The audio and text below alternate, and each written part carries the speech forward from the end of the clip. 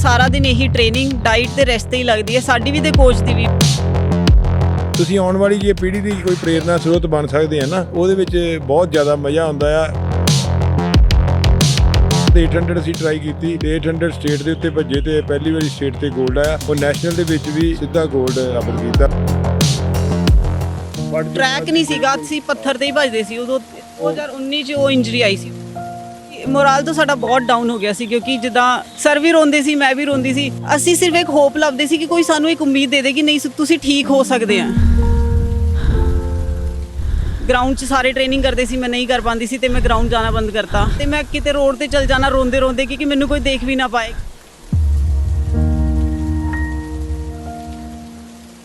ਮਤਲਬ ਸਾਰੀ ਲਾਈਫ ਇਹੀ ਚੀਜ਼ ਤੇ ਲਾਈਏ ਤੇ ਹੌਲੀ ਹੌਲੀ ਫਿਰ ਸਰ ਨੇ ਮੈਨੂੰ ਮੋਟੀਵੇਟ ਕੀਤਾ ਤੇ ਉਦਾਂ ਹੀ ਆਪਾਂ ਰਿਕਵਰ ਕੀਤਾ ਆ। ਦਾ ਮੇਰੇ ਫਾਦਰ ਨੂੰ ਜ਼ਿਆਦਾ ਪਸੰਦ ਨਹੀਂ ਸੀਗਾ। ਚਲ ਉਹ ਸੋਚਦੇ ਆ ਕਿ 2 ਸਾਲ 4 ਸਾਲ 10 ਸਾਲ ਸਪੋਰਟਸ ਕਰ ਲੈਣਗੇ, ਉਸ ਤੋਂ ਬਾਅਦ ਕੀ ਕਰਨਗੇ। ਤੋ ਸਾਡੀ ਗਵਰਨਮੈਂਟ ਨੂੰ ਇਹ ਥੋੜਾ ਜਿਹਾ ਧਿਆਨ ਦੇਣਾ ਚਾਹੀਦਾ ਹੈ ਫੀਮੇਲਸ ਲਈ। ਮਤਲਬ ਇੰਨਾ ਜ਼ਿਆਦਾ ਧੱਕਾ ਹੋ ਰਿਹਾ ਸਾਡੇ ਸਪੋਰਟਸਮੈਨ ਦੇ ਨਾਲ ਤੇ ਇਹ ਚੀਜ਼ ਸਾਡੇ ਗਵਰਨਮੈਂਟ ਨੂੰ ਬਹੁਤ ਜ਼ਰੂਰੀ ਹੈ ਦੇਖਣ ਲਈ ਕਿ ਅਸੀਂ ਕੁੜੀਆਂ ਨੂੰ ਸਪੈਸ਼ਲੀ, ਮਤਲਬ ਮੈਨੂੰ ਨਹੀਂ ਲੱਗਦਾ ਕੁੜੀਆਂ ਦੇ ਨਾਲ ਇਦਾਂ ਜਿਹੜੇ ਓਲੰਪਿਕ ਮੈਡਲ ਲੈ ਕੇ ਆਏ। ਹਾਂਜੀ ਮੈਮ, ਇਸੀ ਸਾਲ ਹੁਣ ਏਸ਼ੀਅਨ ਗੇਮਸ ਹੈ ਤੇ ਨੈਕਸਟ ਈਅਰ ਓਲੰਪਿਕਸ ਹੈ। ਹੁਣ ਉਹਦੀ ਤਿਆਰੀ ਚੱਲ ਰਹੀ ਹੈ, ਸਾਡੀ ਪ੍ਰੀਪਰੇਸ਼ਨ ਚੱਲ ਰਹੀ ਹੈ। ਹੁਣ ਰੱਬ ਨੇ ਚਾਹਿਆ ਤੇ ਸਰ ਦੀ ਮਿਹਨਤ ਹੈ, ਸਾਡੀ ਮਿਹਨਤ ਹੈ ਤੇ ਅਸੀਂ ਜ਼ਰੂਰ ਉੱਥੇ ਕੁਆਲੀਫਾਈ ਕਰਾਂਗੇ ਤੇ ਏਸ਼ੀਅਨ ਗੇਮਸ ਮੈਡਲ ਲੈ ਕੇ ਆਈਏ।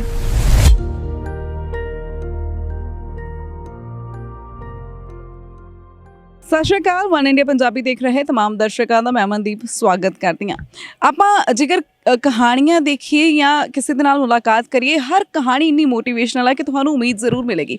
ਸੋ ਸਪੋਰਟਸ ਦੀ ਗੱਲ ਕਰਾਂ ਤਾਂ ਕਹਿੰਦੇ ਹੁੰਦੇ ਕਿ ਸਰੀਰ ਚੱਲਦਾ ਰਹਿਣਾ ਚਾਹੀਦਾ, ਐਕਟਿਵ ਰਹਿਣਾ ਚਾਹੀਦਾ ਤੇ ਮੈਨੂੰ ਲੱਗਦਾ ਖੇਡਾਂ ਬਹੁਤ ਵੱਡੀ ਚੀਜ਼ ਹੈ ਜਿਨ੍ਹਾਂ ਨਾਲ ਅਸੀਂ ਐਕਟਿਵ ਰਹਿ ਸਕਦੇ ਹਾਂ। ਸੋ ਅਜਿਹੇ ਹੀ ਇੰਟਰਨੈਸ਼ਨਲ ਪਲੇਅਰ ਦੇ ਨਾਲ ਤੁਹਾਨੂੰ ਮੁਲਾਕਾਤ ਤੁਹਾਡੀ ਕਰਾਵਾਂਗੇ ਜਿਹੜੇ ਸਾਨੂੰ ਮੋਟੀਵੇਟ ਵੀ ਕਰਦੇ ਨੇ। ਉਹਨਾਂ ਦੀ ਕਹਾਣੀ ਇੰਨੀ ਖੂਬਸੂਰਤ ਬਾਕਮਾਲ ਹੈ ਕਿ ਤੁਸੀਂ ਵੀ ਜ਼ਰੂਰ ਜਿਹੜੇ ਹੌਸਲਾ ਛੱਡ ਚੁੱਕੇ ਹੋ ਨਾ, ਉਹਨਾਂ ਨੂੰ ਹੌਸਲਾ ਮਿਲੇਗਾ। ਸੋ ਸਾਡੇ ਨਾਲ ਇੰਟਰਨੈਸ਼ਨਲ ਕੋਚ ਔਰ ਇੰਟਰਨੈਸ਼ਨਲ ਪਲੇਅਰ ਮੌਜੂਦ ਨੇ, ਸਰਬਜੀਤ ਹੈਪੀ ਹੁਣੀ ਤੇ ਟਵਿੰਕਲ ਚੌਧਰੀ। ਪਹਿਲਾਂ ਤਾਂ ਬਹੁਤ-ਬਹੁਤ ਸਵਾਗਤ ਹੈ one India Punjabi. Thank you so much ma'am. Thank you. ਅੱਛਾ ਸਰ, ਮੈਂ ਪਹਿਲਾਂ ਜਿੱਦਾਂ ਤੁਹਾਡੇ ਨਾਲ ਜੇਕਰ ਗੱਲ ਕਰਾਂ ਤਾਂ ਟਵਿੰਕਲ ਜੀ, ਮੈਂ ਜਾਣਨਾ ਚਾਹਾਂਗੀ ਮਦਰ ਨੂੰ ਜਿਹੜਾ ਤੁਹਾਡੇ ਨੂੰ ਸਪੋਰਟਸ ਦੇ ਵਿੱਚ ਇੰਟਰਸਟ ਸੀਗਾ, ਸੋ ਇੰਸਪੀਰੇਸ਼ਨ ਕਿੱਦਾਂ ਮਿਲੀ? ਉਹਨਾਂ ਨੇ ਤੁਹਾਨੂੰ ਮੋਟੀਵੇਟ ਕੀਤਾ ਇੱਥੇ ਜਾਣ ਨੂੰ ਕਿ ਤੁਹਾਡਾ ਵੀ ਮਤਲਬ ਮਦਰ ਦੇ ਵਿੱਚ ਜੀਨਸ ਹੁੰਦੇ ਨਾ ਕਿ ਮੈਂ ਵੀ ਜਾਵਾਂ?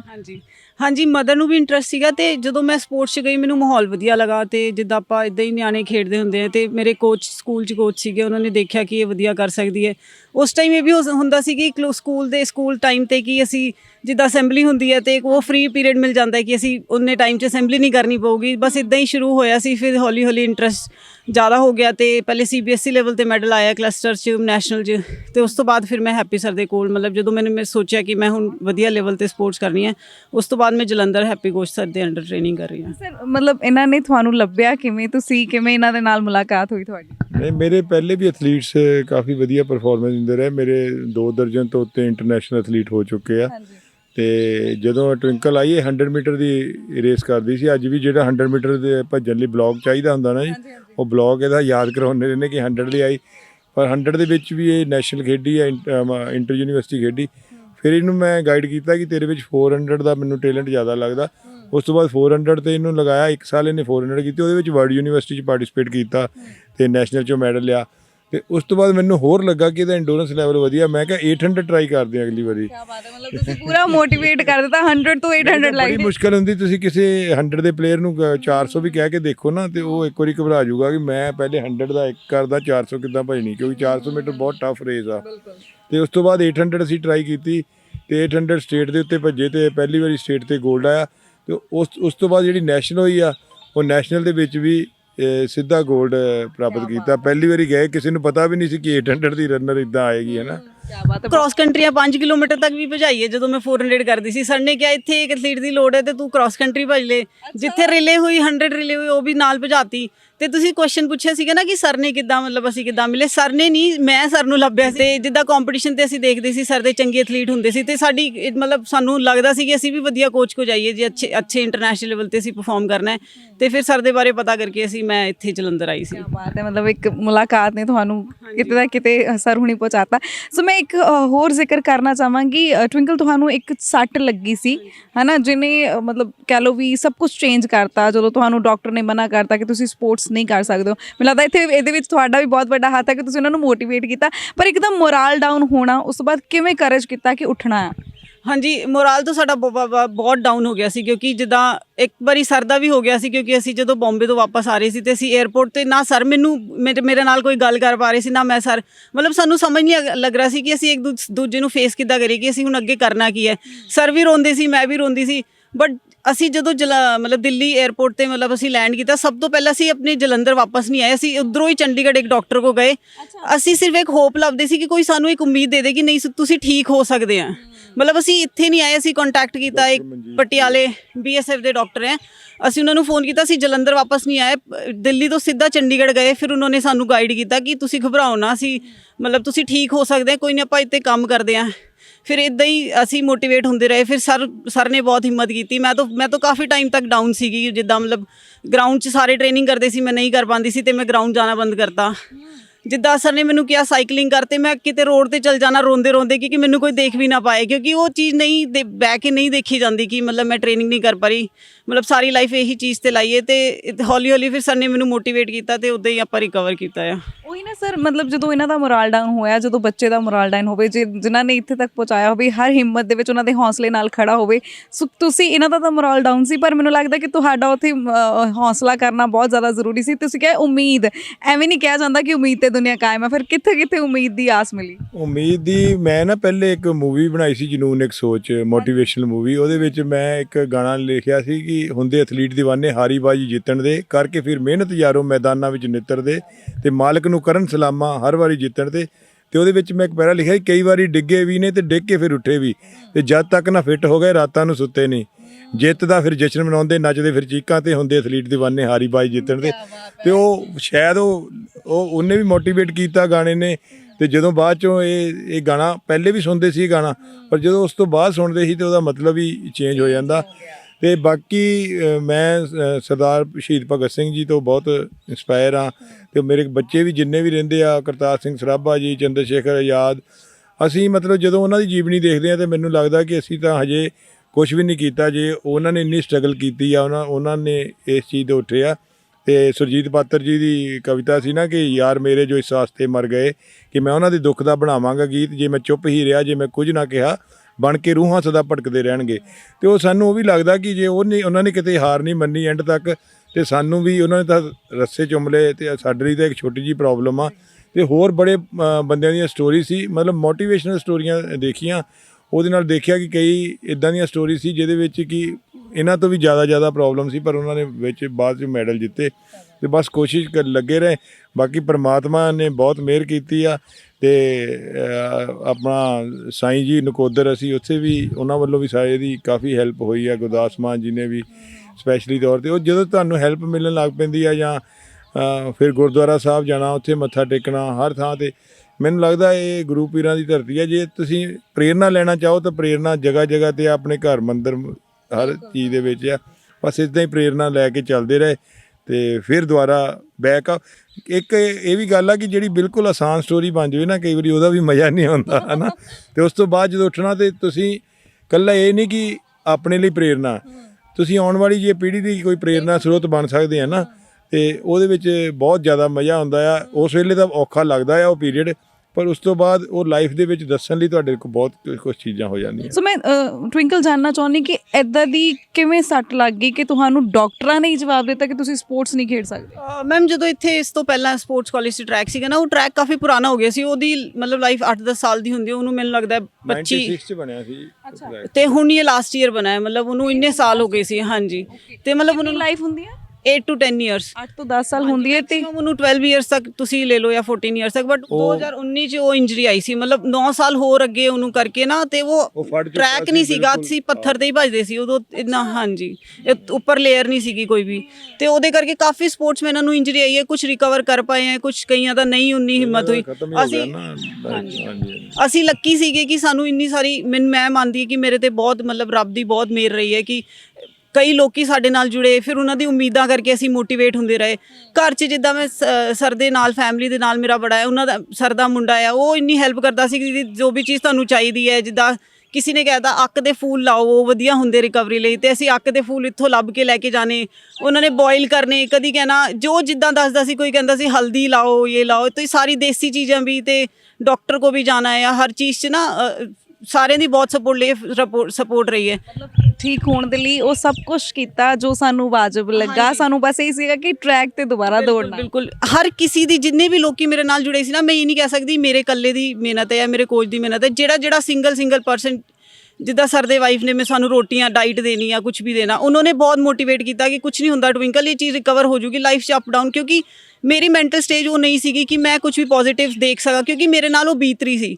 ਪਰ ਸਰ ਨੂੰ ਸਾਡੇ ਤੋਂ ਜ਼ਿਆਦਾ ਐਕਸਪੀਰੀਅੰਸ ਹੈ, ਉਹਨਾਂ ਨੇ ਦੇਖਿਆ ਐਥਲੀਟਾਂ ਨੂੰ ਇੰਜਰੀ ਆਉਂਦੇ ਹੋਏ, ਸਾਡੇ ਨਾਲ ਪਹਿਲਾ ਐਕਸਪੀਰੀਅੰਸ ਸੀਗਾ, ਮਤਲਬ ਕਿ ਇੰਨਾ ਵੱਡਾ, ਤੇ ਉਹਨਾਂ ਨੇ ਬੜਾ ਮੋਟੀਵੇਟ ਕਰਨਾ, ਜਿਹਨੇ ਵੀ ਮਿਲਣਾ। ਕਈਆਂ ਨੇ ਕਿਹਾ ਕਿ ਹੁਣ ਕਮ ਬੈਕ ਨਹੀਂ ਹੋਣਾ, ਉਹ ਚੀਜ਼ ਬਹੁਤ। ਡਾਕਟਰ ਕਹਿੰਦਾ ਸੀ ਕਿ ਆਪਰੇਸ਼ਨ ਕਰਵਾ ਦੇਣੇ, ਤੁਸੀਂ ਚੱਲਣ ਫਿਰਨ ਜੋਗੇ ਰਹਿ ਜਾਓਗੇ, ਉਹ ਹੱਡੀ ਕੱਟ ਕੇ ਛੋਟੀ ਹੋ ਜਾਊਗੀ ਥੋੜੀ ਜੀ, ਪਰ ਉਹ ਤੁਸੀਂ ਉਸ ਚੀਜ਼ ਨੂੰ, ਕਿਉਂਕਿ ਉਹ ਡਾਕਟਰ ਵੀ ਕੋਈ ਆਮ ਡਾਕਟਰ ਨਹੀਂ ਸੀ, ਬੰਬੇ ਉਹਨਾਂ ਦੀ 5000 ਰੁਪਏ ਫੀਸ ਸੀ, ਫੁੱਟ ਸਪੈਸ਼ਲਿਸਟ ਸੀ ਉਹ ਕੱਲਾ ਫੁੱਟ ਸਪੈਸ਼ਲਿਸਟ ਸੀ, ਕੋਈ ਅਸੀਂ ਇਹ ਨਹੀਂ ਗਏ ਕਿ ਦੇਸੀ ਕਿਸੇ ਕੋ ਗਏ। ਜਦੋਂ ਮੁੜ ਕੇ ਟਰੈਕ ਤੇ ਨੱਠੇ ਉਹਨਾਂ ਨੂੰ ਦੱਸਿਆ ਨਹੀਂ ਤੁਸੀਂ? ਉਹ ਲਿਖਿਆ ਹੋਇਆ ਹੈ, ਬਟ ਲਿਖਿਆ ਪਿਆ ਜੀ, ਹਜੇ ਵੀ ਸਾਡੇ ਉਹ ਕੋਲ ਉਹਨਾਂ ਦਾ ਐਕਸਪੀਰੀਅੰਸ ਸੀਗਾ। ਅਸੀਂ ਜ਼ਰੂਰੀ ਨਹੀਂ ਹੈ ਜਿਹੜੀ ਮੈਂ ਕਹਿੰਦੀ ਹਾਂ ਇੱਕ ਤਾਂ ਪਰਸੈਪਸ਼ਨ ਚੇਂਜ ਕਰ ਦੇਣਾ। ਉਹਨਾਂ ਨੇ ਬਿਲਕੁਲ ਚੇਂਜ ਦੇਖਿਆ ਹੋਣਾ ਕਿ ਜਦੋਂ ਤੁਸੀਂ ਟਰੈਕ ਤੇ ਦੌੜਨਾ ਸ਼ੁਰੂ ਕਰ ਦਿੱਤਾ, ਫਿਰ ਉਹਨਾਂ ਨੇ ਵੀ ਦੇਖਿਆ ਹੋਣਾ ਕਿ ਮੈਂ ਕੀ ਲਿਖਿਆ ਸੀ ਤੇ ਕੀ ਹੋ ਗਿਆ। ਮੈਨੂੰ ਲੱਗਦਾ ਨੇਚਰ ਤੋਂ ਵੱਡਾ ਉੱਤੇ ਕੋਈ ਡਾਕਟਰ ਨਹੀਂ ਹੈਗਾ, ਹਨਾ। ਕਈ ਵਾਰੀ ਸਾਇੰਸ ਨੇਚਰ ਨੂੰ ਫੇਲ ਕਰਨ ਦੀ ਕੋਸ਼ਿਸ਼ ਕਰਦੀ ਹੈ, ਨੇਚਰ ਸਾਇੰਸ ਨੂੰ ਫੇਲ ਕਰ ਦਿੰਦੀ ਹੈ ਐਂਡ ਤੇ। ਮਤਲਬ ਬੜੇ ਐਕਸਪੀਰੀਅੰਸ ਹੁੰਦੇ ਆ ਲੋਕਾਂ ਦੇ ਨਾਲ, ਕਈਆਂ ਨੂੰ ਕੈਂਸਰ ਹੁੰਦਾ ਹੈ, ਡਾਕਟਰ ਕਹਿੰਦੇ ਤੁਹਾਡੇ ਕੋਲ ਇੰਨਾ ਟਾਈਮ ਹੈ, ਪਰ ਉਹ ਉਸ ਤੋਂ ਬਹੁਤ ਵਧੀਆ ਲਾਈਫ ਉਸ ਕਿੰਨੇ ਸਾਲ ਤੱਕ ਜੀ ਜਾਂਦੇ। ਤਾਂ ਇਹ ਤਾਂ ਅਸੀਂ ਸੋਚਦੇ ਸੀ ਬਹੁਤ ਛੋਟੀ ਚੀਜ਼ ਹੈ, ਉਹ ਇਹਨੂੰ ਅਸੀਂ ਇੰਜਰੀ ਨੂੰ ਛੋਟਾ ਕਰਤਾ, ਉਹਨੂੰ ਰਿਕਵਰੀ ਨੂੰ ਆਪਾਂ ਜ਼ਿਆਦਾ ਵੱਡਾ ਕੀਤਾ ਕਿ ਅਸੀਂ ਹਾਂਜੀ ਕਿ ਇਹਨੂੰ ਰਿਕਵਰ ਕਰਨਾ ਹੈ। ਤੇ ਕੁਝ ਲੋਕੀ ਬੋਲਦੇ ਸੀ, ਜਿੱਦਾਂ ਕਈ ਲੋਕੀ ਪਹਿਲੇ ਨਾਲ ਜੁੜੇ ਸੀ, ਲੋਕਾਂ ਨੇ ਕਹਿਣਾ ਕਿ ਹੁਣ ਟਵਿੰਕਲ ਕਮ ਬੈਕ ਨਹੀਂ ਕਰ ਸਕਦੀ, ਕਿਉਂਕਿ ਇੱਕ ਬਹੁਤ ਰੇਅਰ, ਮਤਲਬ ਸਪੋਰਟਸ 'ਚ ਦੁਬਾਰਾ ਤੋਂ ਆਪਣੀ ਪਰਫਾਰਮੈਂਸ ਦੇਣਾ, ਇੰਡੀਆ ਦੇ ਟੌਪ ਐਥਲੀਟ 'ਚ ਆਉਣਾ, ਮਤਲਬ ਡਿਫਿਕਲਟ ਹੁੰਦਾ ਹੈ ਕਾਫੀ, ਇੱਕ ਇੰਨੇ ਵੱਡੇ ਗੈਪ ਤੋਂ ਬਾਅਦ, ਇੰਜਰੀ ਤੋਂ ਬਾਅਦ।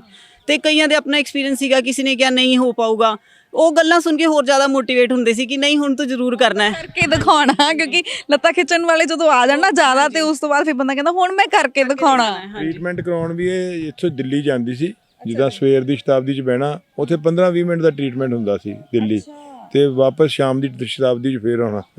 ਕਾਫੀ ਮਤਲਬ ਇਦਾਂ ਹੀ ਰਿਹਾ। ਵੀਕ 'ਚ 2 ਦਿਨ ਜਾਣਾ ਹੁੰਦਾ ਸੀ, ਜਿੱਦਾਂ ਫਰਾਈਡੇ ਤੇ ਮੰਡੇ 2 ਦਿਨ ਦਾ ਟ੍ਰੀਟਮੈਂਟ ਹੁੰਦਾ ਸੀ, ਤੇ ਮੈਂ ਸਵੇਰ ਦੀ ਸ਼ਤਾਬਦੀ ਫੜਨੀ, ਕਦੀ ਘਰੋਂ ਰੋਟੀ ਲੈ ਕੇ ਜਾਣੀ, ਫਿਰ ਉੱਥੇ ਜਾ ਕੇ ਆਪਣਾ ਟ੍ਰੀਟਮੈਂਟ ਕਰਾਉਣਾ, ਫਿਰ ਸ਼ਾਮ ਦੀ ਸ਼ਤਾਬਦੀ ਤੋਂ ਵਾਪਸ, ਮਤਲਬ ਸਰ ਨੇ ਛੱਡਣਾ ਸਟੇਸ਼ਨ, ਰਾਤ ਨੂੰ ਲੈ ਕੇ ਆਉਣਾ। ਸਾਰਿਆਂ ਦੀ ਮਿਹਨਤ ਸੀਗੀ, ਸਾਰੇ ਲੱਗੇ ਹੋਏ ਸੀਗੇ ਨਾਲ ਕਿ ਨਹੀਂ। ਫਿਰ ਰਾਤ ਨੂੰ ਜਿੱਦਾਂ ਸਰ ਨੇ ਕਿਹਾ ਕਿ ਜਦ ਤੱਕ ਨਾ ਫਿੱਟ ਹੋ ਗਏ ਰਾਤਾਂ ਨੂੰ ਸੁੱਤੇ ਨਹੀਂ। ਇਹ ਸੱਚਾਈ ਹੈ ਸਾਡੀ ਲਾਈਫ ਦੀ, ਨਾ ਰਿਐਲਿਟੀ ਅਸੀਂ ਐਕਸਪੀਰੀਅੰਸ ਕੀਤੀ ਹੈ। ਮੈਨੂੰ ਰਾਤ ਨੂੰ ਨੀਂਦ ਨਹੀਂ ਆਉਂਦੀ ਸੀ, ਮੈਂ ਕਦੀ ਆਈਸ ਕਰਨ ਲੱਗਣੀ, ਕਦੀ ਐਕਸਰਸਾਈਜ਼ ਰਾਤ ਨੂੰ ਸ਼ੁਰੂ ਕਰ ਦੇਣੀ, ਕਿ ਇੱਕ ਵਾਰੀ ਕਦੀ ਰਾਤ ਨੂੰ 2 ਵਜੇ ਜਾਗ ਆ ਜਾਣੀ ਕਿ ਮੈਂ ਠੀਕ ਹੋਵਾਂ। ਹਾਂਜੀ ਜਲਦੀ। ਡਾਕਟਰ ਨੇ ਐਕਸਰਸਾਈਜ਼ ਦੱਸੀਆਂ ਸੀ ਕਿ ਜਿਨ੍ਹਾਂ ਨੂੰ ਠੀਕ ਹੋ ਸਕਦੇ ਆ, ਉਹਨੂੰ ਵੀ ਕਰਨਾ ਬਹੁਤ ਜ਼ਰੂਰੀ ਆ, ਕਿਉਂਕਿ ਪ੍ਰੋਪਰ ਫਿਜ਼ੀਓਥੈਰੇਪਿਸਟ ਨੇ ਜਿਹੜਾ ਦੱਸੀਆਂ ਸੀਗੀਆਂ। ਕਈ ਵਾਰੀ ਆਪਾਂ ਟ੍ਰੀਟਮੈਂਟ ਸਿਰਫ ਨਾ ਗੋਲੀਆਂ ਤੇ ਜਾਂ ਜੋ ਉਹਨਾਂ ਨੇ ਸਾਨੂੰ ਇੰਜੈਕਸ਼ਨ ਦੱਸੇ ਹੁੰਦੇ, ਸਿਰਫ ਉੱਤੇ ਯਕੀਨ ਕਰ ਲਈਦਾ। ਸਾਨੂੰ ਜੋ ਡਾਕਟਰ ਨੇ, ਫਿਜ਼ੀਓਥੈਰੇਪਿਸਟ ਖਾਸ ਕਰਕੇ, ਉਹਨਾਂ ਨੇ ਦੱਸਿਆ ਹੁੰਦਾ ਉਹ ਐਕਸਰਸਾਈਜ਼ ਕਰਨੀਆਂ ਬਹੁਤ ਜ਼ਰੂਰੀ ਆ। ਫਿਰ ਸਾਡੇ ਡਾਕਟਰ ਨੰਦਾ ਸੀ, ਉਹਨਾਂ ਨੇ ਇੱਕ ਦੇਸੀ ਬਣਾਈ ਸੀ, ਕੀੜਾ ਜੜੀ ਤੋਂ ਲੈ ਕੇ ਟਰੂ ਨੈਕਟਰ ਦਵਾਈ, ਉਹਨਾਂ ਨੇ ਵੀ ਕਿਹਾ ਇਹ ਬਹੁਤ ਅਸਰ ਕਰਦੀ ਕਿਸੇ ਵੀ ਚੀਜ਼ ਦੇ ਉੱਤੇ, ਉਹ ਵੀ ਫਿਰ ਨਾਲ ਸ਼ੁਰੂ ਕੀਤੀ। ਮਤਲਬ ਹਰ ਚੀਜ਼ ਅਜਮਾਈ ਇਹਦੇ ਤੇ ਉਹਦੇ ਨਾਲ ਕਈ ਵਾਰੀ ਨਾ ਉਹਦੇ ਨਾਲ ਹੌਸਲਾ ਵੀ ਬਣਿਆ ਰਹਿੰਦਾ ਬੰਦਾ ਕਿ ਹਾਂ ਵੀ ਇਹਦੇ ਨਾਲ ਠੀਕ ਹੋ ਜਾਊਗਾ, ਹੁਣ ਇਹਦੇ ਨਾਲ ਠੀਕ ਹੋ ਜਾਊਗਾ। ਬਹੁਤ ਇਨਸਪਾਇਰਿੰਗ ਸਟੋਰੀ ਹੈ ਤੁਹਾਡੀ। ਜਿਹੜੇ ਵੀ ਦੇਖਦੇ ਹੋਣਗੇ ਪੱਕਾ ਮੈਨੂੰ ਲੱਗਦਾ ਕਿ ਬਹੁਤ ਇਨਸਪਾਇਰ ਹੁੰਦੇ ਹੋਣਗੇ, ਕਿਉਂਕਿ ਬਹੁਤ ਸਾਰੇ ਲੋਕ ਵਾਕਈ ਮੋਰਲ ਜਿਹੜਾ ਡਾਊਨ ਕਰਕੇ ਬਹਿ ਜਾਂਦੇ ਨੇ।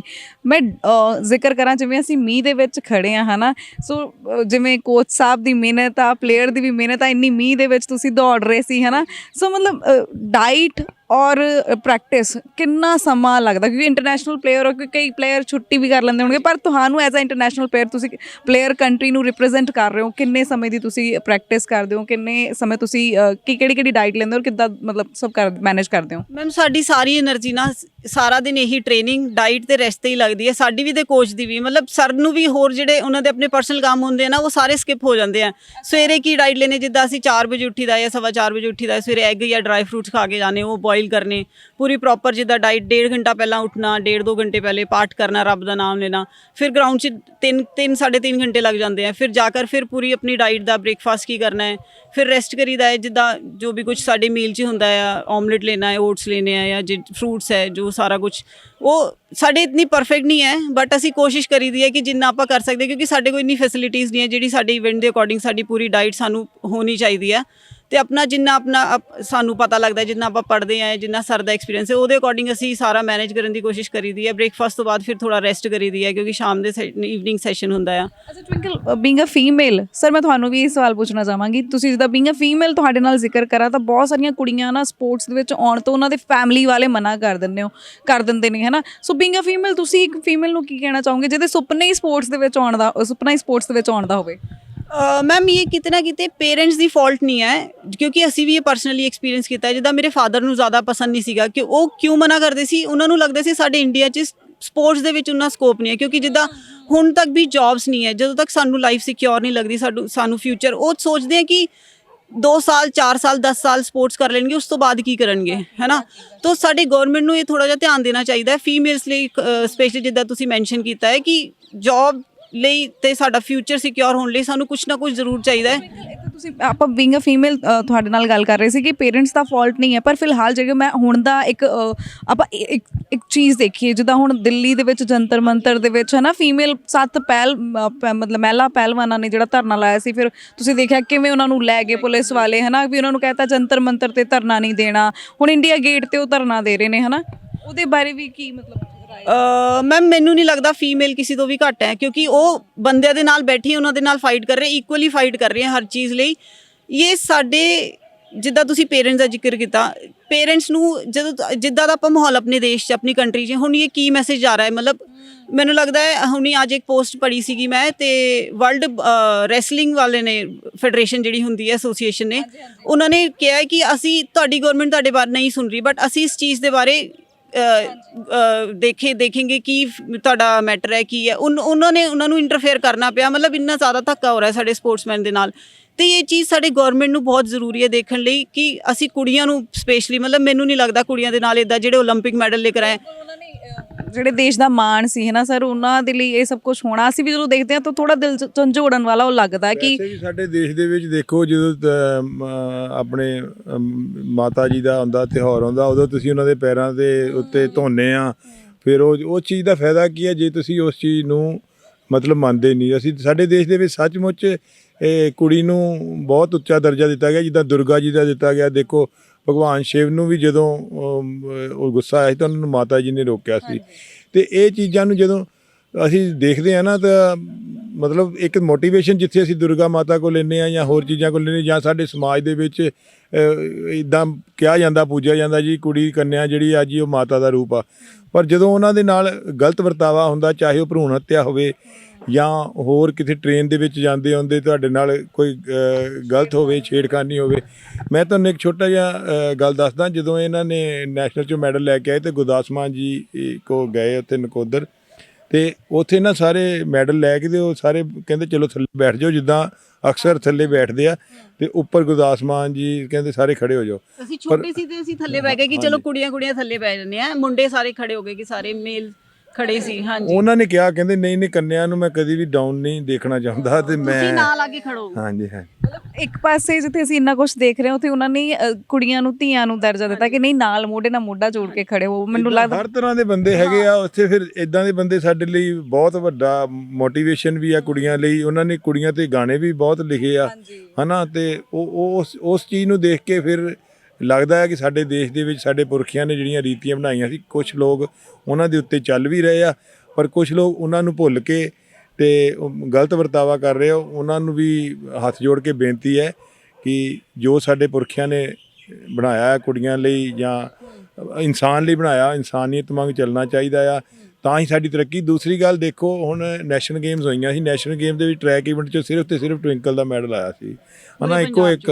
ਕੋਈ ਕੁੜੀ ਦਾ ਕੋਈ ਮੁੰਡੇ ਦਾ ਮੈਡਲ ਨਹੀਂ ਸੀਗਾ। ਪਰ ਇਹਦੇ ਵਿੱਚ ਹੁਣ ਅੱਗੇ ਅਸੀਂ ਕਿੰਨੀ ਦੇਰ ਇਹਨੂੰ ਜਿੰਦਾ ਰੱਖਾਂਗੇ ਸਪੋਰਟਸ ਨੂੰ, ਹਨਾ। ਇਹ ਸਾਡੇ ਸੁਪਨੇ ਦਾ ਹਸੀਨ ਆ ਨਜ਼ਰਾਂ ਦੇ ਵਿੱਚ, ਪਰ ਕਿਤੇ ਨਾ ਕਿਤੇ ਹੁਣ ਜਦੋਂ ਅਸੀਂ ਨੈਸ਼ਨਲ ਖੇਡਣ ਜਾਈਦਾ, ਜਿਹੜੇ ਨਾਲ ਸਾਡੇ ਪਿੱਛੇ ਐਥਲੀਟ ਹੁੰਦੇ, ਉਹ ਕੋਈ ਰਿਲਾਇੰਸ ਨੇ ਸਪਾਂਸਰ ਕੀਤਾ, ਕਿਉਂਕਿ ਉਹਨਾਂ ਦੀ ਗਵਰਨਮੈਂਟ ਨੇ ਉਹਨਾਂ ਨੇ ਆਪਣੇ ਕੀਤਾ ਆਪਣੇ ਜੋ ਵੀ ਉਹਨਾਂ ਦਾ ਕੰਟੈਕਟ ਹੋਏ ਆ, ਹਨਾ, ਕਿ ਤੁਸੀਂ ਆਪਣੀ 80% ਤੁਸੀਂ ਉੜੀਸਾ ਦੇ ਜਿੱਦਾਂ ਐਥਲੀਟ ਰੱਖਣੇ ਆ, 20% ਬਾਹਰਲੇ ਰੱਖਣੇ। ਇਦਾਂ ਹੀ ਕਰਨਾਟਕਾ JSW ਨੇ ਚਲਾਇਆ, ਇਦਾਂ ਹੀ MP 'ਚ ਚੱਲ ਰਿਹਾ। ਪਰ ਸਾਨੂੰ ਬੜੀਆਂ, ਜਿੱਦਾਂ ਹੁਣ ਕੱਲਾ ਟਰੈਕ ਤਾਂ ਬਣ ਗਿਆ, ਇੱਕ ਟਰੈਕ ਬਣ ਗਿਆ, ਇਸ ਤੋਂ ਇਲਾਵਾ ਸਾਨੂੰ ਬਾਇਓਮਕੈਨਿਕਸ ਚਾਹੀਦੀਆਂ, ਸਾਨੂੰ ਵੇਟ ਟ੍ਰੇਨਿੰਗ ਚਾਹੀਦੀ ਆ। ਸਾਨੂੰ ਹੁਣ ਪਿਛਲੇ ਸਾਲ ਏਸ਼ੀਆ ਦੀ 3rd ਰੈਂਕਿੰਗ ਤੇ ਰਹੀ ਹੈ ਟਵਿੰਕਲ, ਹਨਾ। ਜਾਪਾਨ, ਕੋਰੀਆ, ਚਾਈਨਾ, ਕਿੰਨੇ ਕੰਟਰੀ ਆ ਅਸੀਂ ਉਹਨਾਂ ਤੋਂ। ਪਰ ਸਾਡੇ ਕੋਲ ਫੈਸਿਲਿਟੀ ਜੇ ਦੇਖੀ ਜਾਵੇ ਤਾਂ ਸਾਨੂੰ ਡਾਈਟ ਵੀ ਅਸੀਂ ਆਪਣੀ ਮਰਜ਼ੀ ਨਾਲ ਖਾਂਦੇ। ਹੁਣ ਅਸੀਂ ਹੁਣੀ ਦੇਖਿਆ, ਜਿਹੜੇ ਰਿਲਾਇੰਸ ਦੇ ਐਥਲੀਟ ਸੀ, ਉਹਨਾਂ ਦੇ ਇੱਥੇ ਚਿੱਪ ਲੱਗੀਆਂ ਸੀ, ਗੈਜਟ ਲੱਗੇ ਹੋਏ, ਹਨਾ, ਜਿਹੜੇ ਹੁਣੀ ਨੈਸ਼ਨਲ ਤੇ ਅਸੀਂ ਫਿਰ ਕਿੱਦਾਂ ਉਹਨਾਂ ਨੂੰ ਅਸੀਂ ਪੁੱਛਿਆ, ਮੈਂ ਕਿਹਾ ਪਤਾ ਨਹੀਂ ਕੀ ਕੁਛ ਨਾ ਕੁਛ ਤਾਂ ਹੈਗਾ ਇਹਦੇ 'ਚ। ਫਿਰ ਟਵਿੰਕਲ ਨੇ ਉਹਨਾਂ ਨੂੰ ਪੁੱਛਿਆ, ਕਹਿੰਦੀ ਇਹ ਕੀ ਚੀਜ਼ ਆ, ਨਾ, ਜਿਹਨੇ ਹਰਡਲ 'ਚ ਰਿਕਾਰਡ ਕੀਤਾ। ਉਹ ਕਹਿੰਦੇ ਸਾਡੀ ਬਾਡੀ ਦੇ ਵਿੱਚ ਸੋਡੀਅਮ ਜਾਂ ਵਿਟਾਮਿਨਸ, ਨਿਊਟ੍ਰੀਸ਼ਨ ਰੱਖਦੇ ਆ, ਉਹ ਘਟ ਜਾਂਦਾ, ਉਹ ਕੰਪਿਊਟਰ ਤੇ ਆ। ਸਾਡੇ ਲਈ ਉਹ ਫੈਸਿਲਿਟੀਆਂ ਹੈ ਨਹੀਂ, ਸਾਨੂੰ ਪਤਾ ਹੀ ਨਹੀਂ ਇਹ ਚੀਜ਼ ਕੀ ਹੈ। ਮਤਲਬ ਮੈਂ ਤੁਹਾਨੂੰ ਪੁੱਛਣਾ ਪਿਆ। ਤੁਸੀਂ ਦੇਖੋ ਜੀ, ਇੱਥੇ ਪਿੱਛੇ ਵਾਸ਼ਰੂਮ ਬਣੇ ਆ, ਹਨਾ। ਸਾਨੂੰ ਵਾਸ਼ਰੂਮ ਵੀ ਨਹੀਂ ਖੋਲੇ, ਤੁਸੀਂ ਦੇਖਿਆ ਹੋਣਾ ਕਿ ਉਹ ਉਧਰ ਜਾ ਕੇ ਪਾਰ ਗਏ ਸੀ, ਹਨਾ। ਪਹਿਲੇ ਵਰਕ ਲਈ ਉੱਤੇ ਜੇ ਵਿੱਚ ਕਿਸੇ ਨੂੰ ਐਮਰਜੈਂਸੀ ਪੈ ਜਾਵੇ ਕੁਛ ਹੈ ਤੇ ਬੀਇੰਗ ਅ ਫੀਮੇਲ ਬਹੁਤ ਸਾਰੀਆਂ ਪ੍ਰੋਬਲਮਸ ਵੀ ਆਉਂਦੀਆਂ ਸਾਨੂੰ, ਹਨਾ। ਹਾਂਜੀ ਆ ਸਟੇਡੀਅਮ ਬਣਿਆ ਤੇ ਥੱਲੇ ਰੂਮ ਆ, ਸਾਨੂੰ ਫਿਟਨੈਸ ਰੂਮ ਚਾਹੀਦੇ ਆ, ਕੰਡੀਸ਼ਨਿੰਗ ਰੂਮ ਚਾਹੀਦੇ ਆ, ਇਹ ਚੀਜ਼ਾਂ ਚਾਹੀਦੀਆਂ। ਇਹ ਚੀਜ਼ਾਂ ਮਤਲਬ ਪਲੇਅਰਸ ਦੀ ਬਾਂਹ ਨਹੀਂ ਫੜਦਾ ਕੋੜ। ਹਾਂਜੀ, ਤੇ ਬਸ ਇਹ ਚੀਜ਼ਾਂ ਜੇ ਮਿਲ ਜਾਣ ਤੇ ਅਸੀਂ ਕਿਸੇ ਤੋਂ ਘੱਟ ਥੋੜ੍ਹੀ ਹਾਂ। ਪਰ ਅਸੀਂ ਹੁਣ ਜਿੱਦਾਂ ਮਨਜੀਤ ਕੌਰ ਸੀ, ਰਾਜਵਿੰਦਰ, ਮੈਂ ਪਹਿਲੇ ਕਿਸੇ ਟਾਈਮ ਇਦਾਂ ਸੀ ਕਿ ਪੰਜਾਬ ਦੇ ਵਿੱਚ 90% ਇੰਡੀਅਨ ਟੀਮ ਦੇ ਵਿੱਚ 90% ਐਥਲੀਟ ਪੰਜਾਬ ਦੇ ਹੁੰਦੇ ਸੀ। ਫਿਰ ਹੌਲੀ ਹੌਲੀ ਮਨਜੀਤ ਕੌਰ ਆਈਆਂ, ਬਹਾਦਰ ਸਿੰਘ ਸੀ, ਫਿਰ ਹੁਣ ਹੋਰ ਘਟ ਗਿਆ, ਕਿਉਂਕਿ ਹੁਣ ਜੌਬਸ ਵੀ ਨਹੀਂ ਮਿਲ ਰਹੀਆਂ। 2016-17 ਦੇ ਵਿੱਚ ਪੰਜਾਬ ਪੁਲਿਸ ਨੇ ਲਾਸਟ ਜੌਬ ਕੱਢੀ ਸੀ, ਉਹਦਾ ਵੀ ਕੋਟਾ ਹਜੇ ਬਚਿਆ ਹੋਇਆ ਆ, ਪਰ ਉਹ ਇਦਾਂ ਹੀ ਆ ਬਸ ਜੀ। ਬਾਕੀ ਪੇਰੈਂਟਸ ਦਾ ਵਾਕਈ ਫਾਲਟ ਨਹੀਂਗਾ। ਪੇਰੈਂਟਸ ਆਪਣੇ ਬੱਚੇ ਦਾ ਫਿਊਚਰ ਸਿਕਿਉਰ ਕਰਨ ਦੇ ਲਈ ਨਹੀਂ, ਸਾਡੇ ਬੱਚਿਆਂ ਨੂੰ ਤਾਂ ਦੂਸਰੇ ਕਹੀ ਜਾਂਦੇ ਤੁਸੀਂ ਕਰਦੇ ਕੈਨੇਡਾ ਅਮਰੀਕਾ ਜਾਓ, ਹਨਾ, ਪਰ ਸਾਡੇ ਤੋਂ ਬੋਲਦੇ ਆ ਕਿ ਹੁਣ ਵੀ ਕਿ ਤੁਸੀਂ ਇੱਥੇ ਕੀ ਕਰ ਰਹੇ ਆ, ਕੁਝ ਨਹੀਂ ਮਿਲਣਾ ਇੱਥੇ ਤੁਹਾਨੂੰ, ਜੌਬ ਤੱਕ ਨਹੀਂ, ਇੱਕ ਵਧੀਆ ਜੌਬ ਤੱਕ ਨਹੀਂ ਮਿਲ ਦੇ ਰਹੇ ਸਾਡੇ। ਪਰ ਉਹ ਧੋਨਿਆ ਜਿਹੜਾ ਅਸੀਂ ਉਹ ਦੇਖਣਾ ਚਾਹੁੰਦੇ, ਜਦੋਂ 올림픽 ਦੇ ਵਿੱਚ ਜਾਂ ਇੰਟਰਨੈਸ਼ਨਲ ਦੇ ਵਿੱਚ ਜਦੋਂ ਇੰਡੀਆ ਦਾ ਫਲੈਗ ਉੱਤੇ ਜਾਂਦਾ ਨਾ, ਉਹ ਧੁਨ ਸਾਨੂੰ ਸਪੋਰਟਸ ਕਰਾ ਰਹੀ ਆ, ਨਾ ਕਿ ਆਹ ਚੀਜ਼। ਪਰ ਜੇ ਨਾਲ ਐਥਲੀਟ ਨੂੰ ਹੁਣ ਬਾਹਰ ਤੁਸੀਂ ਦੇਖਦੇ ਆ, ਇੰਗਲੈਂਡ ਵਗੈਰਾ ਜਾਂ ਜਿਹੜੇ ਯੂਰਪੀਅਨ ਐਥਲੀਟ ਆ, ਉਹ ਅਰਬਾਂਪਤੀ ਆ, ਉਹਦਾ ਅਰਬਾਂਪਤੀ ਬੰਦੇ, ਉਹ ਇਸ ਕਰਕੇ ਉਹਨਾਂ ਨੂੰ ਅਰਬਾਂਪਤੀ ਬਣਾਇਆ ਜਾਂਦਾ ਕਿ ਇਹਨਾਂ ਨੂੰ ਦੇਖ ਕੇ ਥੱਲੇ ਹੀ ਸਾਰੀ ਜਨਰੇਸ਼ਨ ਖੇਡਣ ਲੱਗ ਪਵੇ, ਹਨਾ। ਉਹ ਕੀ ਤੁਸੀਂ ਦੇਖੋਗੇ ਕਿ ਉਹਦੇ ਕੋਲ ਏਡੀ ਵੱਡੀ ਕਾਰ ਆ, ਉਹਦੇ ਕੋਲ ਸਭ ਕੁਛ ਆ। ਤੁਸੀਂ ਸਾਰੇ ਇੱਥੇ ਐਡ ਤੇ ਤਾਂ ਖਰਚਾ ਕੀਤਾ ਜਾਂਦਾ, ਅਖਬਾਰਾਂ 'ਚ ਵੱਡੇ ਵੱਡੇ ਐਡ, ਖੇਡੋ, ਲੜਕੀ ਪੜ੍ਹਾਓ, ਖਿਲਾਓ, ਜੋ ਵੀ ਆਉਂਦੀਆਂ ਐਡਸ, ਉਹਦੇ 'ਤੇ ਖਰਚਾ ਕਰ ਦਿੱਤਾ ਜਾਂਦਾ। ਪਰ ਉਹ 'ਤੇ ਖਰਚਾ ਕਰਨ ਦੀ ਲੋੜ ਹੀ ਨਹੀਂ। ਜੇ ਤੁਸੀਂ ਇਹਨਾਂ ਦਾ ਜੀਵਨ ਵਧੀਆ ਕਰ ਦੋਗੇ ਨਾ, ਆਪਣੇ ਆਪ ਹੀ ਥੱਲਿਓਂ ਖੇਡਣ ਲੱਗ ਪਣਗੇ ਲੋਕ। ਮਤਲਬ ਸਾਡੀ ਕੰਟਰੀ 'ਚ ਹੈ ਸਟਾਰ ਹੈ ਸਪੋਰਟਸਮੈਨ, ਬਟ ਸਿਰਫ ਕ੍ਰਿਕਟ ਨੂੰ ਇੱਕ ਵਧੀਆ ਗੇਮ। ਹਾਂਜੀ, ਤੁਸੀਂ ਦੇਖਿਆ ਕਿੰਨੀ ਵੱਡੀ ਲੀਗ ਚੱਲ ਰਹੀ ਹੈ। ਮਤਲਬ ਇੱਕ ਤਰਫ ਸਾਡੇ ਰੈਸਲਰ ਦੇ ਨਾਲ ਕੀ ਹੋ ਰਿਹਾ ਹੈ ਤੇ ਇੱਕ ਤਰਫ ਪੂਰੀ ਕੰਟਰੀ IPL ਦੇ ਲਈ ਮਤਲਬ ਕ੍ਰੇਜ਼ੀ ਉਹਨਾਂ, ਮਤਲਬ ਉਹਨਾਂ ਨੂੰ ਯਾਦ ਦੇਖ ਉਹਨਾਂ ਨੇ ਕਿਸੇ ਨੇ ਗੌਰ ਵੀ ਨਹੀਂ ਕੀਤਾ, ਲੋਕਾਂ ਨੇ, ਜਿੰਨਾ ਰਸ਼ ਉੱਥੇ ਸੀਗਾ। ਤੇ ਮੇਰੇ ਹਿਸਾਬ ਨਾਲ ਹੋਰ ਗੇਮਾਂ ਨੂੰ ਵੀ ਥੋੜਾ ਜਿਹਾ ਪ੍ਰਮੋਟ ਕਰਨਾ ਚਾਹੀਦਾ ਹੈ। ਇੱਕ ਮੈਂ ਹੋਰ ਚੀਜ਼ ਫੀਲ ਕੀਤੀ ਹੈ ਪੰਜਾਬ 'ਚ, ਮਤਲਬ ਮੈਨੂੰ ਜਦੋਂ ਦੇ ਮੇਰੇ ਮੈਡਲ ਆਉਣ ਲੱਗੇ ਮੈਨੂੰ ਇਹ ਚੀਜ਼ ਫੀਲ ਹੋਈ ਹੈ ਸਾਡੇ ਪੰਜਾਬ 'ਚ ਨਾ, ਜਿੱਦਾਂ ਆਪਾਂ ਆਪਣੀ ਕੌਮ ਨੂੰ ਕਹਿੰਦੇ ਇੱਕ ਲੜਨ ਵਾਲੀ, ਇੱਕ ਤਾਕਤ ਵਾਲੀ, ਇੱਕ ਮਤਲਬ ਐਨਰਜੀ ਵਾਲੀ ਕੌਮ ਹੈ। ਸਾਡੇ ਪੰਜਾਬ 'ਚ ਜਿੱਦਾਂ ਸਰ ਨੇ ਦੱਸਿਆ, ਨੈਸ਼ਨਲ ਗੇਮ ਸਿਰਫ ਇੱਕ ਕੱਲਾ ਮੇਰਾ ਮੈਡਲ ਸੀਗਾ ਟਰੈਕ ਇਵੈਂਟ 'ਚ, ਮਤਲਬ ਜਿਹੜੇ ਰੇਸਿਸ ਹੁੰਦੇ ਆ, ਇਹੀ ਇਵੈਂਟ ਜੇ ਇਹੀ ਮੈਡਲ ਜੇ ਕੋਈ ਫੀਲਡ ਇਵੈਂਟ 'ਚ ਹੁੰਦਾ ਜਾਂ ਇੱਕ 100 ਮੀਟਰ 'ਚ ਹੁੰਦਾ ਜਾਂ 200 'ਚ ਹੁੰਦਾ, ਉਹਨੂੰ ਮੈਨੂੰ ਲੱਗਦਾ ਜ਼ਿਆਦਾ ਸਾਡੇ ਮਤਲਬ, ਕਿਉਂਕਿ ਉਹ ਦੇਖਣ ਨੂੰ ਬਹੁਤ ਵਧੀਆ ਲੱਗਦੀ ਹੈ। ਕੋਈ ਇਹ ਨਹੀਂ ਦੇਖਦਾ ਕਿ ਇੱਕ ਮਿਡਲ ਡਿਸਟੈਂਸ ਰਨਰ ਜਾਂ ਇੱਕ ਲੌਂਗ ਡਿਸਟੈਂਸ ਰਨਰ ਕਿੰਨੀ ਮਿਹਨਤ ਕਰ ਰਿਹਾ ਹੈ। ਮਤਲਬ ਮੈਨੂੰ ਨਹੀਂ ਲੱਗਦਾ, ਜੋ ਮੈਂ ਪਰਸਨਲੀ ਫੀਲ ਕੀਤਾ, ਮੈਂ ਆਪਣੇ ਕੋਚ ਨੂੰ ਵੀ ਕਹਿੰਦੀ ਹਾਂ, ਮੈਂ ਕਿਹਾ ਸਰ ਇਹ ਦੇਖਣ 'ਚ ਬਹੁਤ ਵਧੀਆ ਲੱਗਦਾ ਹੈ ਕਿ ਸਪ੍ਰਿੰਟਰਸ ਦੀ ਹੈਲਥ ਵਧੀਆ ਹੈ, ਉਹ ਭੱਜਣ 'ਚ ਇੰਨੀ ਤੇਜ਼ ਲੱਗਦੇ ਆ। ਮੈਂ ਕਿਹਾ ਬਟ ਸਰ ਮਿਹਨਤ ਮੈਨੂੰ ਲੱਗਦਾ ਉਹਨਾਂ ਤੋਂ ਜ਼ਿਆਦਾ ਲੌਂਗ ਡਿਸਟੈਂਸ, ਉਹਨਾਂ ਨੂੰ ਵੀ ਥੋੜ੍ਹੀ ਜਿਹੀ ਮਤਲਬ ਹੋਰ ਕੁਛ ਨਹੀਂ, ਇੱਕ ਮੋਟੀਵੇਸ਼ਨ, ਇੱਕ ਐਥਲੀਟਾਂ ਨੂੰ ਇੱਕ ਮੋਟੀਵੇਸ਼ਨ ਚਾਹੀਦੀ ਹੁੰਦੀ ਹੈ ਕਿ ਹਾਂ ਲੋਕੀ ਸਾਨੂੰ ਦੇਖ ਕਰ, ਛੋਟੇ ਨਿਆਣੇ ਸਾਨੂੰ ਦੇਖ ਕਰ, ਉਹਨਾਂ ਦੇ ਪੇਰੈਂਟਸ ਸਾਨੂੰ ਦੇਖ ਕਰ ਆਪਣੇ ਬੋਲਦੇ ਆ ਕਿ ਅਸੀਂ ਇੱਦਾਂ ਦੇ ਐਥਲੀਟ। ਮੈਨੂੰ ਲੱਗਦਾ ਕਿ ਉਹਨਾਂ ਦੇ ਵੱਲ ਥੋੜ੍ਹਾ ਜਿਹਾ ਧਿਆਨ ਦੇਣਾ ਚਾਹੀਦਾ ਹੈ ਕਿ ਜਿੱਦਾਂ ਹੁਣ ਮਤਲਬ ਬਹੁਤ ਸ਼ਰਮ ਵਾਲੀ ਗੱਲ ਵੀ ਹੈ ਕਿ ਸਾਡੇ ਟਰੈਕ ਇਵੈਂਟ 'ਚ ਨੈਸ਼ਨਲ ਗੇਮ 'ਚ ਸਿਰਫ ਇੱਕ ਮੈਡਲ ਆਇਆ ਹੈ, ਮਤਲਬ ਟਰੈਕ। ਤੁਹਾਨੂੰ ਮੈਨੂੰ ਲੱਗਦਾ ਉਸ ਤੋਂ ਬਾਅਦ ਕਿਸੇ ਨੇ ਕੰਟੈਕਟ ਵੀ ਨਹੀਂ ਕੀਤਾ, ਮਤਲਬ ਕਿਸੇ ਨੇ ਕੁਝ ਪੁੱਛਿਆ ਨਹੀਂ, ਕੁਛ ਨਹੀਂ, ਸਿਰਫ ਇੱਕ जो है ਹੌਸਲਾ ਅਫਜ਼ਾਈ ਵੀ ਨਹੀਂ। कुछ भी नहीं, मतलब एक ये बहुत मतलब शर्म ਦੀ ਵੀ ਗੱਲ ਹੈ, और एक बहुत ਵੱਡੀ ਗੱਲ ਹੈ ਕਿ ਇਹ ਕੱਲਾ ਕੱਲਾ ਮੈਡਲ ਹੈ। 5 ਲੱਖ 3 ਲੱਖ 2 ਲੱਖ ਦਿੱਤਾ ਆ ਇਹਨਾਂ ਨੂੰ ਜਿਹੜੇ ਵੀ ਨੈਸ਼ਨਲ ਗੇਮ ਦੇ ਵਿੱਚ ਮੈਡਲ ਲੈ ਕੇ ਆਏ ਆ, ਪਰ ਉਹ ਵਿੱਚ ਇਲੈਕਸ਼ਨ ਆ ਗਈ ਸੀ, ਸਾਡਾ ਅਜੇ ਵੀ 3 ਲੱਖ ਜਲੰਧਰ ਵਾਲਿਆਂ ਨੂੰ ਉਹ ਵੀ ਨਹੀਂ ਮਿਲੇ ਹਜੇ ਤੱਕ। ਹਾਂਜੀ, ਕਿਉਂਕਿ ਉਹ ਇਲੈਕਸ਼ਨ ਆ ਗਈ ਸੀ ਵਿੱਚ। ਤੇ ਇਦਾਂ ਹੀ ਮੇਰਾ ਗੁਰਿੰਦਰ ਆ ਜਿਹੜਾ ਮੁੰਡਾ ਸੀਗਾ, ਸੈਫ ਗੇਮ ਦੇ ਵਿੱਚ ਮੈਡਲਿਸਟ ਸੀਗਾ, ਉਹਦਾ ਵੀ ਮੈਨੂੰ ਲੱਗਦਾ ਸਾਲ ਤੋਂ ਉੱਤੇ ਹੋ ਗਿਆ, ਪੈਸੇ ਬਾਕੀਆਂ ਨੂੰ ਮਿਲ ਗਏ, ਉਹਦਾ ਵੀ 3.5 ਲੱਖ ਰੁਪਇਆ ਹਜੇ ਤੱਕ ਇਦਾਂ ਹੀ ਫਸਿਆ ਹੋਇਆ। ਮੇਰੇ ਆਪਣੇ ਬੇਟੇ ਦਾ ਖੇਡਾਂ ਵਤਨ ਪੰਜਾਬ ਦਾ 10,000 ਰੁਪਇਆ ਉਹਦਾ ਨਹੀਂ ਆਇਆ ਹਜੇ ਤੱਕ। ਮਤਲਬ ਕਿੰਨੀ ਹੈਰਾਨਗੀ ਵਾਲੀ ਗੱਲ, ਫਾਈਨੈਂਸ਼ਲੀ ਜਿੱਥੇ ਸਪੋਰਟਸ ਨੂੰ ਅੱਗੇ ਲਿਆਉਣਾ ਚਾਹੀਦਾ, ਸਪੋਰਟਸਮੈਨਸ਼ਿਪ ਨੂੰ ਅੱਗੇ ਲੈ ਕੇ ਆਉਣਾ ਚਾਹੀਦਾ, ਅਸੀਂ ਨਸ਼ਿਆਂ ਵੱਲ ਗੌਰ ਕਰ ਰਹੇ ਹਾਂ ਵੀ ਅਸਲ ਮੁੱਦੇ ਤਾਂ ਅਸੀਂ ਆ ਹੀ ਨਹੀਂ ਰਹੇ। ਉਧਰ ਐਡ ਕਰਨ ਦੀ, ਉਧਰ ਮਨਾ ਕਰਨ ਦੀ, ਇਹ ਚੀਜ਼ ਨੂੰ ਰੋਕਣ ਦੀ ਲੋੜ ਹੀ ਨਹੀਂ ਪਊਗੀ ਜੇ ਅਸੀਂ ਸਪੋਰਟਸ ਨੂੰ ਪ੍ਰਮੋਟ ਕਰ ਦਈਏ। ਸਪੋਰਟਸਮੈਨ ਦੇ ਪੋਸਟਰ ਲੱਗਣੇ ਚਾਹੀਦੇ ਰੋਡ ਤੇ, ਉਹਨਾਂ ਨੂੰ ਦੇਖ ਕਰ ਨਿਆਣੇ ਬੋਲਣ ਕਿ ਹਾਂ ਅਸੀਂ ਵੀ ਇਦਾਂ ਦੇ ਬਣਨਾ ਚਾਹੁੰਦੇ ਹਾਂ ਜਾਂ ਇਹ ਕਰਨਾ। ਅੱਛਾ ਟਵਿੰਕਲ, ਮੈਨੂੰ ਤੁਹਾਡਾ ਲੌਕਟ ਬਹੁਤ ਅਟਰੈਕਟ ਕਰ ਰਿਹਾ, ਮਤਲਬ ਇਹ ਲੌਕਟ ਤੁਸੀਂ ਇਹਦੇ ਬਾਰੇ ਜ਼ਰੂਰ ਦੱਸੋ। ਹਾਂਜੀ, ਇਹ ਨਾ ਐਕਚੁਅਲੀ ਸਰ ਦੇ ਇੱਕ ਫਰੈਂਡ ਹੈ ਜਿਨ੍ਹਾਂ ਨੇ ਕੀੜਾ ਜਿਹੜੀ ਇਹ ਸਰ ਦੇ ਕੋਲ ਵੀ ਹੈ। ਤੇ ਮੇਰਾ ਲਾਸਟ ਈਅਰ ਨਾ ਮੇਰਾ ਇੰਟਰ ਸਟੇਟ ਦੇ ਟਾਈਮ ਮੈਨੇ ਏਸ਼ੀਅਨ ਗੇਮਸ ਕੁਆਲੀਫਾਈ ਕੀਤਾ ਸੀ। ਸਰ ਦੇ ਬਹੁਤ ਵਧੀਆ ਫਰੈਂਡ ਹੈ, ਉਹ ਸਾਡੀ ਫਾਈਨੈਂਸ਼ੀਅਲੀ ਹੈਲਪ ਕਰਦੇ, ਜਿੱਦਾਂ ਉਹਨਾਂ ਨੇ ਉਹ ਟਰੂ ਨੈਕਟਰ ਜਿਹਾ ਸਰ ਨੇ ਜਿਹੜਾ ਦੱਸਿਆ ਸੀ, ਉਹ ਇਮਿਊਨਿਟੀ ਲਈ ਵੀ ਵਧੀਆ, ਉਹ ਵੀ ਸਾਨੂੰ ਸਪਾਂਸਰ ਕਰਦੇ ਆ। ਤੇ ਉਹਨਾਂ ਨੇ ਸਾਨੂੰ ਲੌਕਟ ਗਿਫਟ ਦਿੱਤੇ ਸੀ ਜਦੋਂ ਅਸੀਂ ਮਤਲਬ ਇਹ ਛੋਟੀ ਛੋਟੀ ਉਮੀਦਾਂ ਹੈ ਲੋਕਾਂ ਦੀ। ਜਿਹੜਾ ਵੀ ਤੁਹਾਡਾ ਨੈਸ਼ਨਲ ਚ ਮੈਡਲ ਆਏਗਾ ਉਹਨੂੰ ਮੈਂ 올림픽 ਦਾ ਸਾਈਨ ਦਊਂਗਾ, ਮਤਲਬ ਇਹੀ 올림픽 ਦਾ ਹੀ ਸਾਈਨ ਮੈਂ ਟਾਈਮ ਹੈਗਾ ਵੀ ਦੱਸੋਗੇ ਤੁਸੀਂ। ਸੋ ਬਹੁਤ ਸੋਹਣਾ ਇਹ ਲੌਕਟ ਹੈ, ਤੁਸੀਂ ਦੇਖ ਸਕਦੇ ਹੋ। ਹਰ ਸਪੋਰਟਸਮੈਨ ਦੀ ਬੜੀ ਮਤਲਬ ਇਹਦੇ ਲਈ ਬਹੁਤ ਮਤਲਬ ਸਾਡਾ ਮੇਰਾ ਵੀ, ਮੈਂ ਕਾਫੀ ਟਾਈਮ ਤੋਂ ਸਾਨੂੰ ਬੋਲ ਰਹੀ ਸੀ ਸਾਰੇ 올림픽 ਦੇ ਸਾਈਨ ਦਾ ਲੌਕਟ ਜਾਂ ਰਿੰਗ ਦਾ ਮੈਂ ਸੋਚੀ ਸੀ। ਫਿਰ ਜਦੋਂ ਉਹਨਾਂ ਨੇ ਮੈਨੂੰ ਗਿਫਟ ਕੀਤਾ ਤਾਂ ਮਤਲਬ ਸਾਡੇ ਲਈ ਤਾਂ ਮਤਲਬ ਡ੍ਰੀਮ ਹੁੰਦਾ ਹੈ। ਹਾਂਜੀ, ਔਰ ਇਹ ਕਿਸੇ ਦੇ ਵੱਲੋਂ ਗਿਫਟ ਮਿਲੇ ਤਾਂ ਹੋਰ ਜ਼ਿਆਦਾ ਖੁਸ਼ੀ ਹੁੰਦੀ ਹੈ। ਮਤਲਬ ਇੱਕ ਲੱਗਦਾ ਨਾ, ਮੈਂ ਗੱਲ ਕੀਤੀ ਮਿਹਨਤ ਦਾ ਮੁੱਲ ਪੈ ਰਿਹਾ, ਕਿਸੇ ਨੇ ਤਾਂ ਐਟਲੀਸਟ ਰਿਕਗਨਾਈਜ਼ ਕੀਤਾ ਕਿ ਇਹ ਕੁਝ ਕਰ ਰਹੇ ਆ, ਕੁਝ ਵਧੀਆ ਇਹ ਕਰਕੇ ਆਇਆ, ਮਤਲਬ ਸਾਨੂੰ ਵਧੀਆ ਫੀਲ ਕਰਾਇਆ। ਤੇ ਇਹੀ ਛੋਟੇ ਛੋਟੀ ਉਮੀਦਾਂ ਹੈ ਕਿ ਲੋਕੀ ਸਾਡੇ ਨਾਲ ਜੁੜੇ ਆ, ਜੋ ਲੋਕ ਸਾਡੀ ਹੈਲਪ ਕਰਦੇ। ਇੱਕ ਚੰਡੀਗੜ੍ਹ ਸਿੱਧੂ ਸਰ ਹੈ, ਉਹ ਬਹੁਤ ਹੈਲਪ ਕਰਦੇ ਆ, ਹੁਣ ਵੀ ਖੇਲੋ ਇੰਡੀਆ ਗਏ ਹੋਏ ਆ, ਸਾਡੇ ਨਾਲ ਵੀ ਹਰ ਜਗ੍ਹਾ ਜਾਂਦੇ ਆ ਤੇ ਹਰ ਜਗ੍ਹਾ ਸਾਨੂੰ ਮੋਟੀਵੇਟ ਕਰਦੇ ਆ। ਸਾਨੂੰ ਸ਼ੂਜ਼ ਚਾਹੀਦੇ ਆ, ਸਪਾਈਕਸ ਚਾਹੀਦੀਆਂ, ਤੇ ਲੋਕਾਂ ਦੀ ਉਮੀਦ, ਸਾਰਿਆਂ ਦੀ ਬਲੈਸਿੰਗਸ, ਇਹ ਇਹਨਾਂ ਦੇ ਕਰਕੇ ਜਿਹੜੀ ਥੋੜੀ ਬਹੁਤੀ ਸਪੋਰਟਸ ਦੀ ਹੁਣ ਪੰਜਾਬ 'ਚ ਰਹਿ ਗਈ ਹੈ। ਮੈਨੂੰ ਲੱਗਦਾ ਪਹਿਲੇ ਟਾਈਮ ਨਾਲੋਂ ਹੁਣ ਬਹੁਤ ਘੱਟ ਹੋ ਗਿਆ ਹੈ। ਅੱਛਾ, ਮੈਂ ਜਾਂਦੇ ਤੁਹਾਨੂੰ ਇੱਕ ਸਵਾਲ ਪੁੱਛਣਾ ਚਾਹਾਂਗੀ ਕਿ ਮਤਲਬ ਇੱਕ ਤਾਂ ਜਿਹੜਾ ਫਿਊਚਰ ਦੇ ਵਿੱਚ ਕੀ ਕਰ ਰਹੇ ਹੋ ਤੁਸੀਂ, ਔਰ ਜ਼ਰੂਰ ਦੱਸਿਓ ਕਿ ਮਤਲਬ ਬੱਚਿਆਂ ਲਈ ਕੁਝ ਮੋਟੀਵੇਸ਼ਨਲ ਲਾਈਨਾਂ, ਸਰ ਨੇ ਤਾਂ ਬਹੁਤ ਸੋਹਣੀਆਂ ਲਾਈਨਾਂ ਸੁਣਾਈਆਂ ਨੇ, ਮੈਂ ਚਾਹੁੰਦੀ ਕਿ ਕੁਝ ਲਾਈਨਾਂ ਤੁਸੀਂ ਵੀ ਜ਼ਰੂਰ ਦੱਸਿਓ ਤੇ ਫਿਊਚਰ ਦੇ ਵਿੱਚ ਕੀ ਕਰ ਰਹੇ ਹੋ। ਹਾਂਜੀ ਮੈਮ, ਇਸੀ ਸਾਲ ਹੁਣ ਏਸ਼ੀਅਨ ਗੇਮਸ ਹੈ ਤੇ ਨੈਕਸਟ ਈਅਰ 올림픽ਸ ਹੈ, ਹੁਣ ਉਹਦੀ ਤਿਆਰੀ ਚੱਲ ਰਹੀ ਹੈ, ਸਾਡੀ ਪ੍ਰੀਪਰੇਸ਼ਨ ਚੱਲ ਰਹੀ ਹੈ। ਹੁਣ ਨੈਕਸਟ ਫਿਰ ਇੰਟਰ ਸਟੇਟ ਕੰਪੀਟੀਸ਼ਨ, ਉਹਦੇ ਤੋਂ ਸਾਡੀ ATF ਤੇ ਏਸ਼ੀਅਨ ਗੇਮਸ ਦਾ ਕੁਆਲੀਫਾਈ ਹੈ।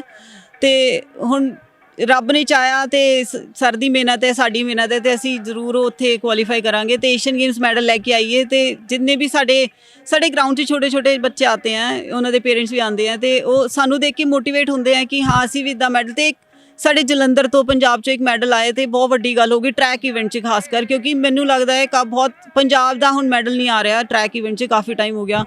ਤੇ ਹੁਣ ਮੇਰੀ ਇਹੀ ਉਮੀਦ ਹੈ ਤੇ ਅਰਦਾਸ ਹੈ ਕਿ ਹੁਣ ਰੱਬ ਨਾਲ ਸਾਥ ਰਹੇ ਤੇ ਅਸੀਂ ਮੈਡਲ ਲੈ ਕੇ ਆਈਏ। ਤੇ ਅਸੀਂ ਉਸੇ ਆਸ ਦੇ ਉੱਤੇ ਚੱਲਦੇ ਹਾਂ ਕਿ ਉਹ ਮੋਮਬੱਤੀ ਦਾ ਮੈਨੂੰ ਉਦੋਂ ਪਤਾ ਲੱਗਾ ਕਿ ਤੁਸੀਂ ਕਹਿੰਦੇ ਨਹੀਂ ਸੀ, ਪੁਰਾਣੇ ਕਹਿੰਦੇ ਸੀ ਨਾ ਕਿ ਇਹ ਸੂਰਜ ਨਹੀਂ ਬਣ ਸਕਦੇ ਤੇ ਤੁਸੀਂ ਮੋਮਬੱਤੀ ਬਣੋ। ਕਮ ਸੇ ਕਮ ਜਿੱਥੇ ਦਾਇਰੇ 'ਚ ਤੁਸੀਂ ਰਹਿੰਦੇ ਉਨੀ ਕੁ ਰੋਸ਼ਨੀ ਤਾਂ ਕਰੋ।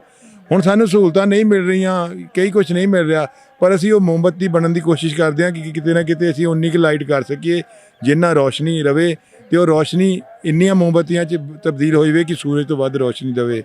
ਇਹੀ ਆਸ ਆ, ਇਹੀ ਬੱਚਿਆਂ ਨੂੰ ਕਹਿੰਦੇ ਗੱਲ ਹੈ ਮੈਮ ਜਿਹੜੀ ਮੋਟੀਵੇਟ ਕਰਦੀ ਹੈ ਸਾਨੂੰ ਰੋਜ਼ ਆ ਕੇ। ਮੈਂ ਵੀ ਸੁਣ ਰਹੀ। ਸੋ ਬਹੁਤ ਬਹੁਤ ਸ਼ੁਕਰੀਆ ਕੋਚ ਸਾਹਿਬ ਤੇ ਟਵਿੰਕਲ ਜੀ ਸਾਡੇ ਨਾਲ ਗੱਲਬਾਤ ਕਰਨ ਦੇ ਲਈ, ਸਾਨੂੰ ਸਮਾਂ ਦੇਣ ਦੇ ਲਈ। Thank you so much. So ਇਹਨੇ ਟਵਿੰਕਲ ਜੀ ਔਰ ਇੰਟਰਨੈਸ਼ਨਲ ਕੋਚ ਸਰਬਜੀਤ ਹੈਪੀ ਹੁਣੀ ਜਿਨ੍ਹਾਂ ਨੇ ਸਾਡੇ ਨਾਲ ਗੱਲਬਾਤ ਕੀਤੀ ਔਰ ਦੱਸਿਆ ਕਿ ਕਿਵੇਂ ਉਹ ਆਪਣੀ ਪੂਰੀ ਲਗਨ ਮਿਹਨਤ ਨਾਲ ਅੱਗੇ ਵਧਦੇ ਨੇ। ਔਰ ਬਹੁਤ ਇੰਸਪਾਇਰਿੰਗ ਸਟੋਰੀ ਸੀਗੀ ਕਿ ਜਿਨ੍ਹਾਂ ਨੂੰ ਡਾਕਟਰ ਨੇ ਮਨਾ ਕਰ ਦਿੱਤਾ ਸੀ ਨਾ ਕਿ ਉਹ ਅੱਗੇ ਵਧ ਨਹੀਂ ਸਕਦੇ ਜਾਂ ਸਪੋਰਟਸਮੈਨਸ਼ਿਪ ਨਹੀਂ ਕਰ ਸਕਦੇ, ਉਹਨਾਂ ਨੇ ਜਵਾਬ ਦਿੱਤਾ ਤੇ ਜਿਨ੍ਹਾਂ ਨੇ ਲੱਤਾਂ ਖਿੱਚੀਆਂ ਉਹਨਾਂ ਲਈ ਵੀ ਜਵਾਬ ਸੀਗਾ। ਫਿਲਹਾਲ ਦੇ ਲਈ ਇੰਨਾ ਹੀ। ਕੈਮਰਾਮੈਨ ਅਵੀ ਦੇ ਨਾਲ ਮੈਂ Amandeep, 1 India Punjabi. Subscribe to One India channel and never miss an update.